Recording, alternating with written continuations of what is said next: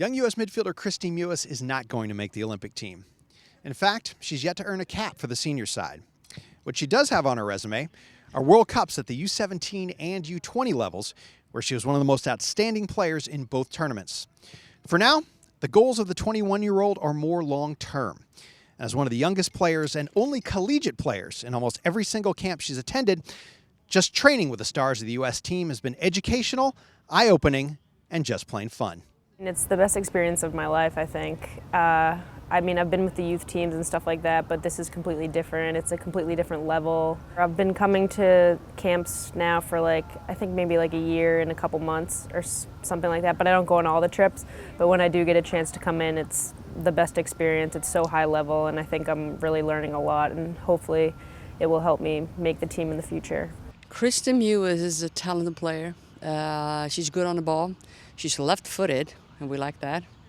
All coaches like that. She has a great shot. No doubt in my mind she has a bright future. Some people don't really understand it. My really close friends understand what the full women's national team is, but other ones are just oh, you're going to another camp, what's this for? And I'm oh, well, it's the team where, Abby Wambach's on it. And they're oh, and Alex Morgan and stuff like that, just the ones that they know from the World Cup, so that's kind of how they understand it. So when I say that I'm playing with them, they're oh my God, are you serious? You're actually playing with all those girls? And I was and I just say, yeah, it's awesome. It's so much fun. It hit me like a ton of bricks, kind of, just because the level is so much higher too. I mean, the youth teams are awesome, and I learned so much from that. But coming here and just playing with professional players and the best players in the United States. It's incredible, but it's also really hard. It has to be huge, being around good players. That's how you learn the game, pretty much. You're playing, and you're playing with good players, and it's speed of play so much, it's different intensity. Everything is different on the highest level. I mean, eventually, I want this to become my job, and I do want to eventually play for this team and travel with them and be with them. This is my ultimate goal. But it is kind of hard when you're still in school, and I have to take my books with me, and I have to go talk to my teachers all the time. And it's really hard, and it's stressful, and it's been a long spring just leaving and traveling, but I wouldn't give it up for anything. I love it.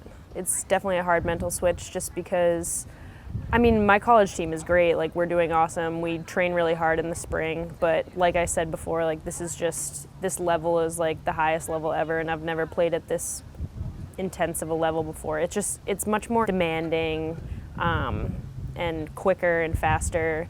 And it is kind of hard to adjust for the first couple days of camp, but then I think I finally get the hang of it after a while. We talk about playing with Abby and Boxy and Colin, those guys. So if she adjusts, which she did, not in the very beginning, because she struggled in the very beginning. So, but after a while, she got used to it and made quicker decisions. The international experience was great, being able to play against other countries and other types of styles of play, what other countries do and stuff like that. I mean, I have played in front of a couple thousand people, but here they play against 50, 60, however many thousand people, and that's just surreal to me. I don't know how they do that. I think just watching all of them and watching how mature they are and how good of role models and players they are has really helped me. I feel like I'm still a little bit of an immature player. I'm still trying to figure out what type of player I'm going to be, what position I'm going to play, what are my best skills, what's going to separate me from everyone else. And I feel like everyone here has that already, and they're utilizing it, and that's why they're so good, and that's why they're my role models, because they know who they are as players, and they just play so maturely, and that's kind of what I hope to someday be.